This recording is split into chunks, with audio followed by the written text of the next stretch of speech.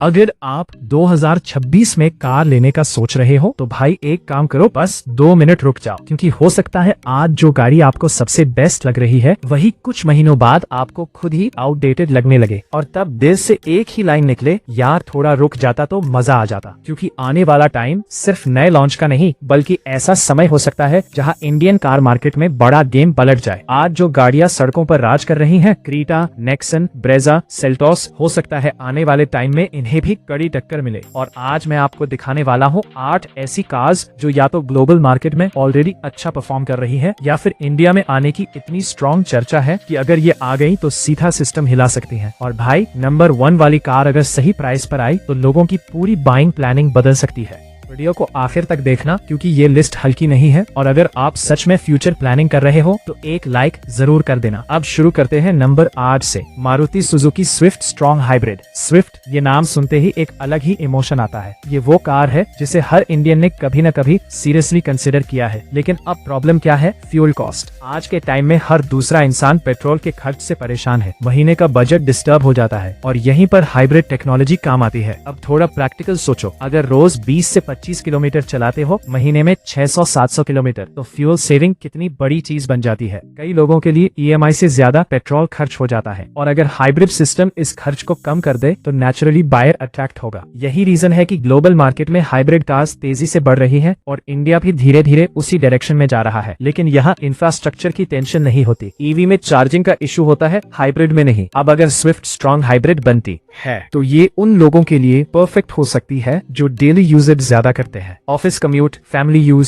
City driving, सब कुछ।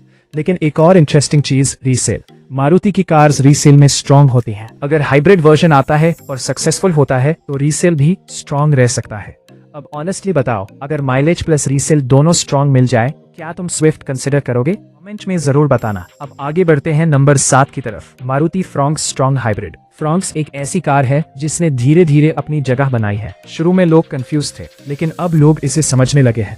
अब थोड़ा बायर माइंडसेट समझो। आज का बायर चाहता है एसयूवी लुक लेकिन बजट हैचबैक वाला। फ्रॉन्क्स एग्जैक्टली वही गैप फिल करती है। अब अगर हाइब्रिड वर्जन आता है ये और स्ट्रॉन्ग हो सकती है क्योंकि ये ईवी बायर्स को भी अट्रैक्ट कर सकती है। अब सोचो, कोई व्यक्ति ईवी लेने का सोच रहा है लेकिन रेंज एंजाइटी से डर रहा है, चार्जिंग सेटअप नहीं है। ऐसे में हाइब्रिड एक सेफ ऑप्शन लगता है और फ्रॉन्क्स का साइज, लुक और प्रैक्टिकलिटी इसे डेली यूज के लिए परफेक्ट बनाता है। लेकिन यहाँ मारुति को कंपटीशन भी मिलेगा। टाटा और हुंडई दोनों स्ट्रॉन्ग हैं, इसलिए फ्रॉन्क्स को वैल्यू देना पड़ेगा। वैसे फ्रॉन्क्स का फ्यूचर तुम क्या देखते हो? लॉन्ग टर्म चलेगी या शॉर्ट टर्म है? कमेंट में बताना। अब आते हैं नंबर 6 पर, हुंडई बियॉन्ड। हुंडई हमेशा से इंडियन बायर्स की फीलिंग पकड़ती आई है। ये कंपनी जानती है कि बायर्स सिर्फ कार नहीं खरीदता, वो एक्सपीरियंस खरीदता है। अब इमेजिन करो, आप कार में बैठते हो, soft touch dashboard, ambient lighting, बड़ा स्क्रीन, स्मूथ टच रिस्पॉन्स, ये सब चीजें ड्राइविंग एक्सपीरियंस बदल देती है। बियॉन्ड अगर इंडिया आती है ये उन बायर्स को अट्रैक्ट करेगी जो मॉडर्न और स्टाइलिश चीजें पसंद करते हैं।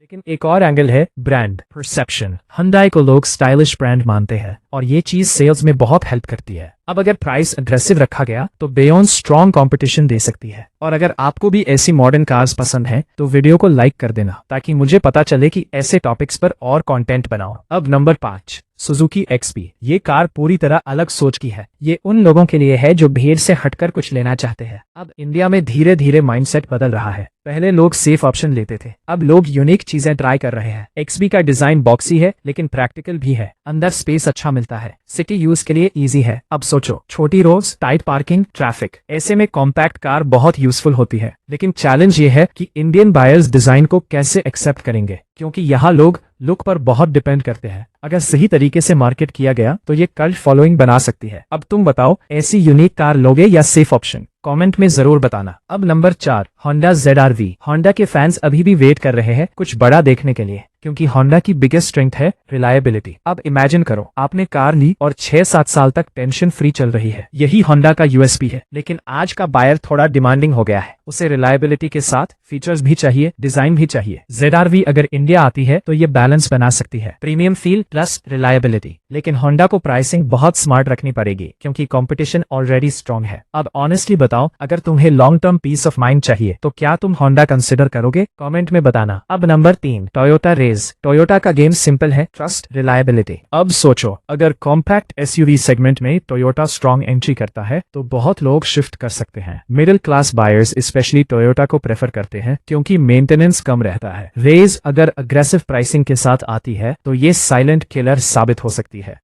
नंबर 2, किया स्पोर्टेज। किया ने इंडिया में डिजाइन और फीचर्स के दम पर स्ट्रॉन्ग इमेज बना ली है और स्पोर्टेज उस इमेज को नेक्स्ट लेवल पर ले जा सकती है। ये वो कार है जो सिर्फ चलती नहीं, दिखती भी है। रोड प्रेजेंस स्ट्रॉन्ग होती है, इंटीरियर फ्यूचरिस्टिक होता है। अब प्रीमियम बायर्स एक्सपीरियंस चाहते हैं और किया वही देता है, लेकिन यहाँ प्राइस बहुत इंपॉर्टेंट फैक्टर होगा क्योंकि सेगमेंट में कंपटीशन ऑलरेडी हैवी है। और अगर यहाँ तक वीडियो देख ली है तो एक लाइक और बनता है क्योंकि अब आती है number 1। Number 1, Renault Bigster next gen Duster based 7 seater. Duster का नाम आज भी लोगों के दिमाग में है। ये car rough and tough image के लिए जानी जाती थी। अब अगर इसका 7 सीटर वर्जन आता है तो ये फैमिली बायर्स के लिए बहुत स्ट्रॉन्ग ऑप्शन बन सकता है। अब इमेजिन करो, एक कार जिसमें स्पेस भी है, पावर भी है और रोड प्रेजेंस भी। यही कॉम्बिनेशन लोगों को अट्रैक्ट करता है। रेनॉल्ट के लिए ये कार बहुत इंपॉर्टेंट होगी क्योंकि ब्रांड को रिवाइवल की जरूरत है। अगर प्राइसिंग सही रही तो ये सेगमेंट में बड़ा इम्पैक्ट डाल सकती है। अब फाइनली, अगर आपके पास 15 से 20 लाख का बजट हो तो आप क्या चूज करोगे? माइलेज, फीचर्स, रिलायबिलिटी या road presence? Swift hybrid, Fronx, Bayon, XB, Honda, Toyota, Kia या डस्टर? नीचे कमेंट में जरूर बताना। और वीडियो पसंद आई हो तो लाइक, शेयर और सब्सक्राइब करना मत भूलना क्योंकि आने वाला टाइम सिर्फ कार्स का नहीं, स्मार्ट बायर्स का है।